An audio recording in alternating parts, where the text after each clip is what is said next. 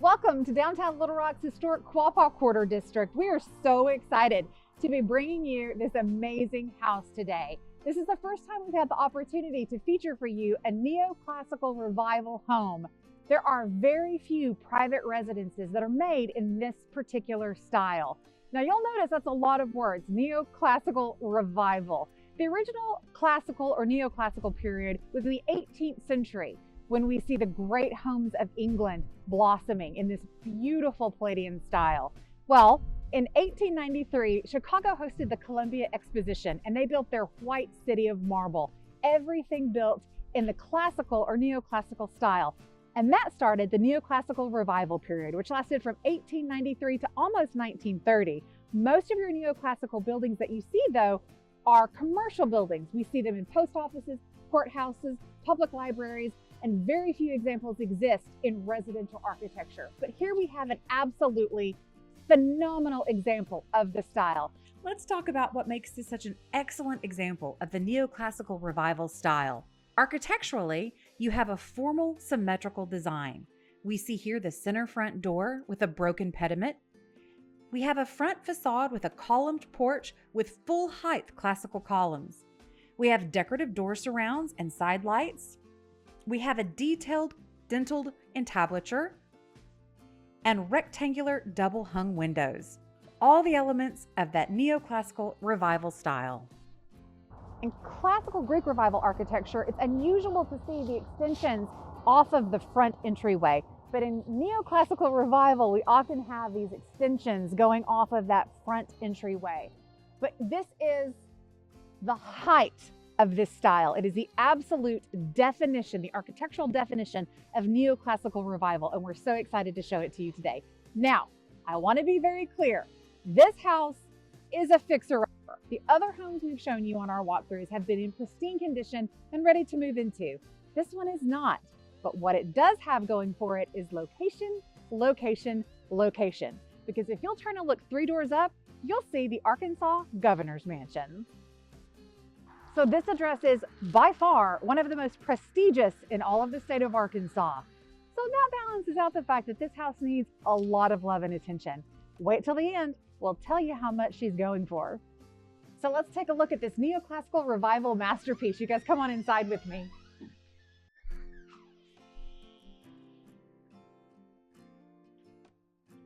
I can't help but stop first in this amazing vestibule space.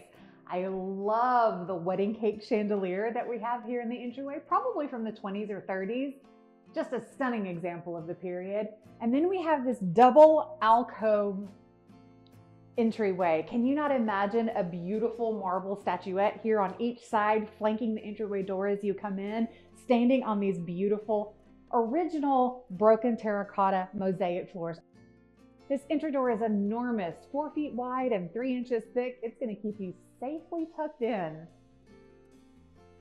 It has its original hexagonal brass door handle. Hands have been turning this door open and locking it up for 110 years.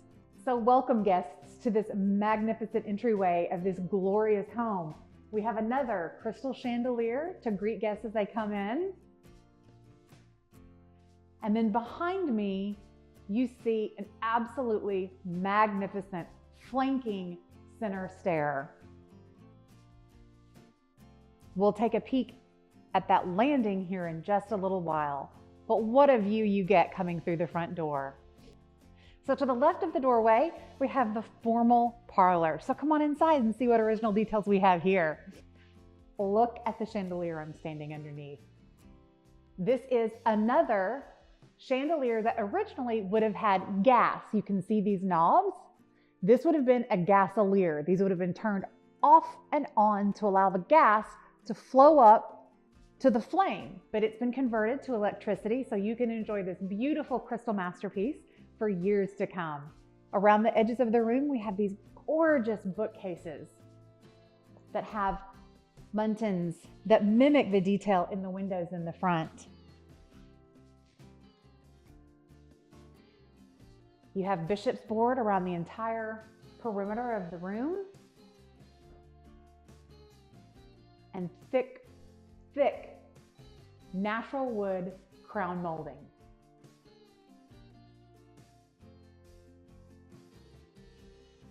Now, we told you this house is a fixer-upper, and all of these spaces have uppers to be fixed. So let's talk about what we need in this room. Obviously, the wallpaper is dated, the curtains need to come down. We're well aware of that, but when you consider price per square foot to purchase and price per square foot once you're completed, this room is an easy breezy makeover, no problems. This is not original. This is a corrugated marble, not original. These tiles, these are in that family of tile, like the rookwood tile that we saw in the Prairie home. These are original. The columns here on the edges are original. And we do have a beautiful bevel glass mirror above the fireplace. Now let's take a look at one of my favorite details in this entire home. It's this set of French doors.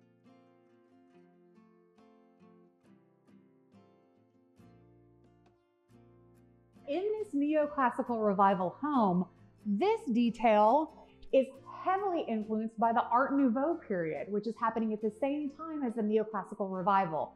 What we see in neoclassical revival is kind of a throwing together. The exterior has rules, but the interior almost has no rules whatsoever. Do what you like, put in it what you want. And this arching window and French doors with its original hardware really harkens to that Art Nouveau period. We don't have a lot of Art Nouveau architecture in the United States.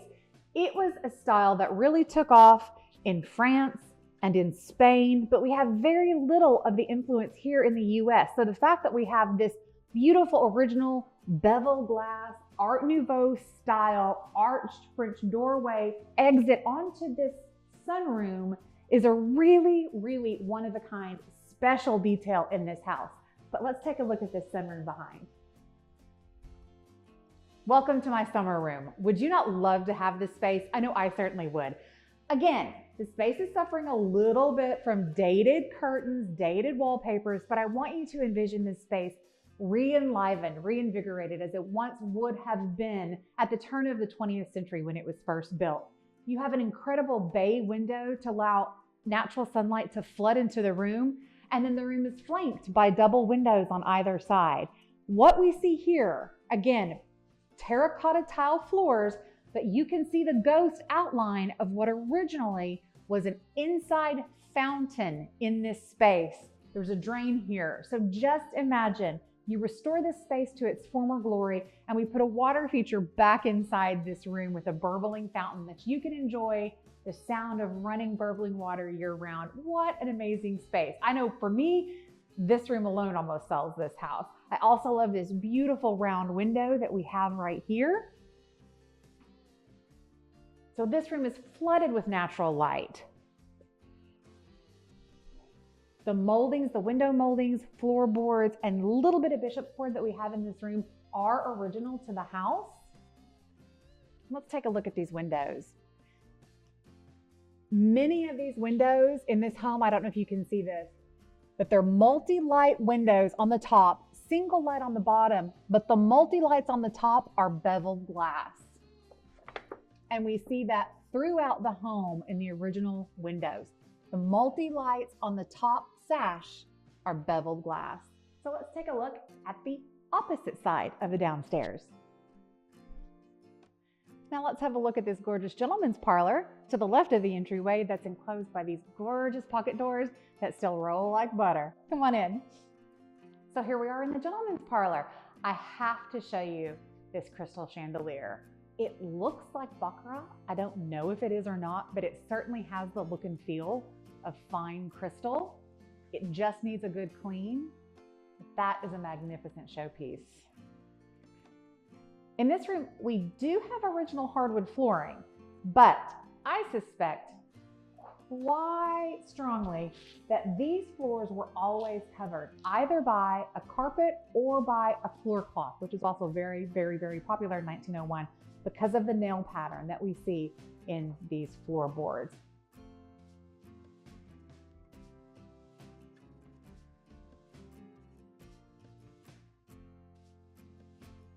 My favorite feature of this huge room are the original cobalt blue salt glazed tiles on this fireplace.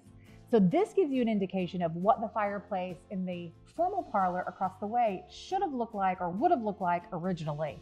The green tiles on that side would have encompassed the entire firebox as these blue tiles do on this side. So that gives you a great clue as to what you need to do to restore this beautiful home. And we know just the person to create those tiles for you. So let us know if you decide to take on this little bitty job. Come this way, let's take a look at the kitchen. So off of the family's parlor, we have a very sizable breakfast room with another beautiful window that, were it not covered by a 1980s bubble curtain, would give you gorgeous natural light.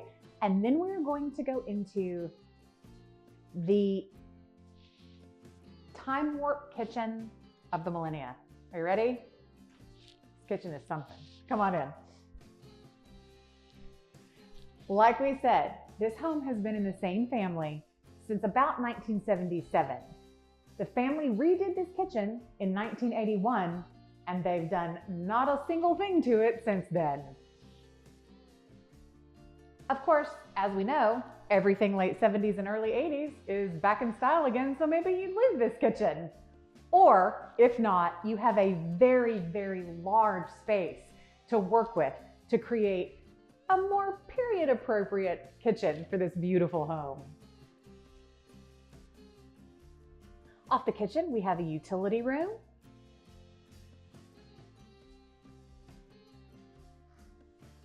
Here we have access to the full basement.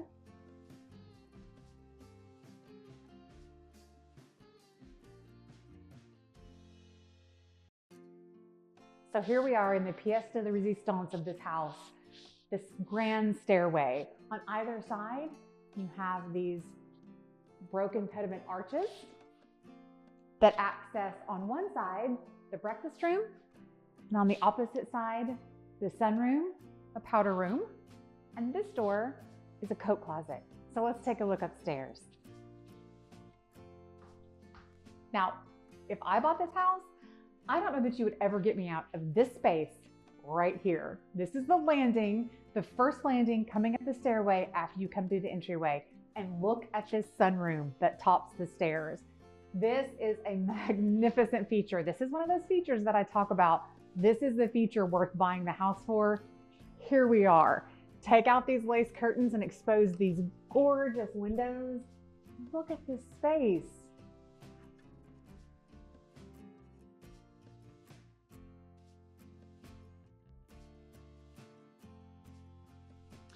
This beautiful original French door leading onto a Juliet balcony. Now, we've discussed the fact that this house is a fixer-upper, right? And this level of the home is the place where you're going to spend the most of your renovation budget. But the good news is the space is immense. It is a magnificent open space that really gives you limitless possibilities for your renovation dollar. Let's take a look at some of these rooms. Here we have the room that I would use as the master bedroom suite. This is an enormous room, and it has a gorgeous quarter-sawn oak mantelpiece, which is absolutely stunning. We do also have some original 1x6 tiles. The surround needs a restoration, but this is a beautiful starting point from which to take your upstairs restoration inspiration. The thing I love about this space, or one of the things I love about this space, including its size, is that off of what would be your master bedroom, you have a sleeping porch or a sunroom, so you can enjoy views of the outside from your master bedroom, taking off these curtains once again. And it's also already plumbed for a bathroom. There's already a large bathroom here, just needs to be completely restored. Come on through and take a look.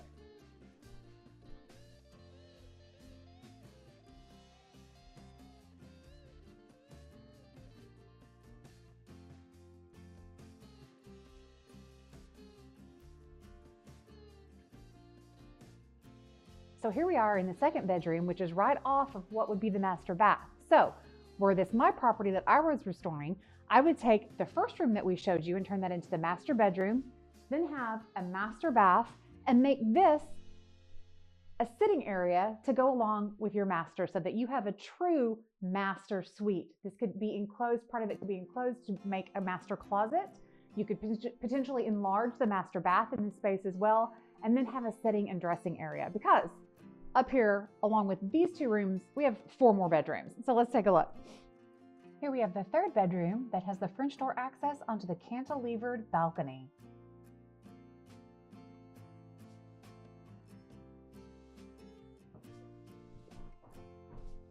Here you have an unfinished bedroom suite. This could easily be finished out because right next to it is a bathroom that's already plumbed for your sink, bathtub, and shower. Here's our 5th bedroom in total, this one featuring a beautiful bay window with a window seat. Now this next space is one of the reasons we chose to show you this house. This next space has the potential to be absolutely phenomenal. So I want you to come up and see the surprise that we have. Come on.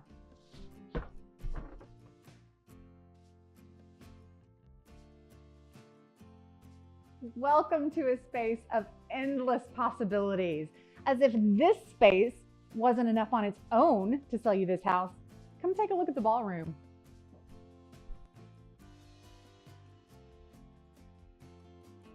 Ta-da! What every old homeowner dreams of, a 3rd floor ballroom. But imagine, if you will, instead of a ballroom, which is basically a wasted space, a wonderful Airbnb, the rental potential that you could have in this space. I would say, conservatively speaking, that all included, this is another 2,000 square feet of space. So you could have either 1 or 2 excellently sized Airbnb or long-term rental units on the 3rd floor of this property, paying your house payment for you with just a little bit of work. There's already plumbing up here. There's already electrical up here. It's all set it out. All you have to do is the finish work, and this becomes an income producing property for you. What a great treasure in a house of this age.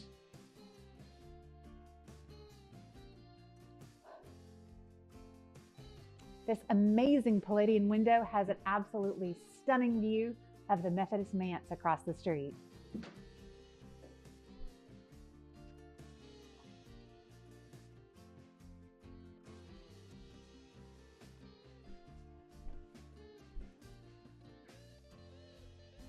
So now for the million-dollar question. How much is this beautiful 6,000 square foot fixer-upper 3 doors down from the governor's mansion that could be income producing for you if you chose? They're asking $525,000. But remember, you could do another $150,000 to $200,000 investment and have $1 million to $1.5 million home right here today. And you could make it make money for you. See you next time.